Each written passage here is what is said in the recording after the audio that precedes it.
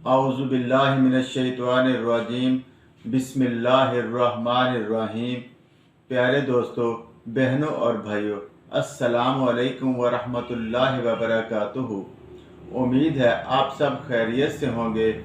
मैं हूँ साजिद शाह और आप देख रहे हैं अल सैयद हेल्थ सेंटर। दोस्तों, आज मैं आपको सांस के फूलने के लिए एक नुस्खा बताने जा रहा हूँ। दोस्तों, ये एक ऐसा नुस्खा है जिसके इस्तेमाल से सांस का फूलना हमेशा के लिए ख़त्म हो जाएगा। दोस्तों, मोटापा बज़ाते खुद एक बीमारी है और बहुत से मसाइल भी पैदा करता है, जैसे सांस का फूलना, पैदल चलने से, भागने से, सीढ़ियाँ चढ़ने से सांस का फूल जाना। ये मसला अक्सर मोटापे की वजह से होता है।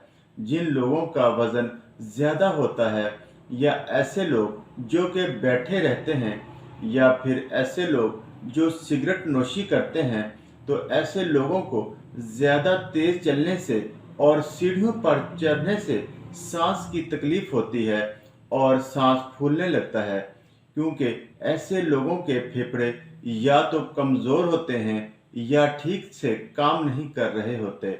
दोस्तों, अगर किसी मरीज़ को इस किस्म की तकलीफ़ का सामना हो तो उसके लिए सबसे बेहतर इलाज यही है कि अगर वो सिगरेट नोशी कर रहा है तो सिगरेट नोशी छोड़ दे, और अगर वज़न ज़्यादा है या मोटापा है तो खुद को स्लिम करे। दोस्तों, अगर किसी मरीज़ को सांस फूलने की तकलीफ़ होती है तो इसका इलाज किशमिश से बढ़कर कुछ भी नहीं।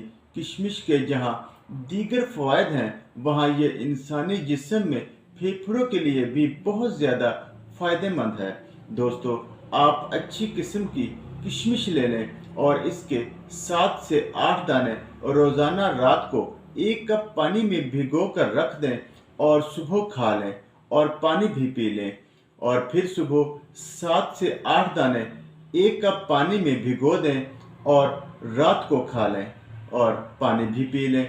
दोस्तों, इसके इस्तेमाल से फेफड़ों की सफाई होती है और फेफड़ों की कारकर्दगी बेहतर होती है और फेफड़े मजबूत और ताकतवर होते हैं।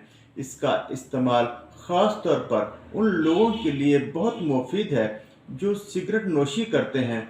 अगर किसी मरीज़ को दमा की तकलीफ़ हो तो इसके लिए भी इसका इस्तेमाल बहुत मुफीद है। दुआ है अल्लाह ताला हर मुसलमान को सेहत व तंदुरुस्ती के साथ रखें, आमीन। दोस्तों, अगर आपको हमारी वीडियो अच्छी लगी हो तो इसे अपने दोस्तों में शेयर ज़रूर करें और चैनल को सब्सक्राइब भी कर दें।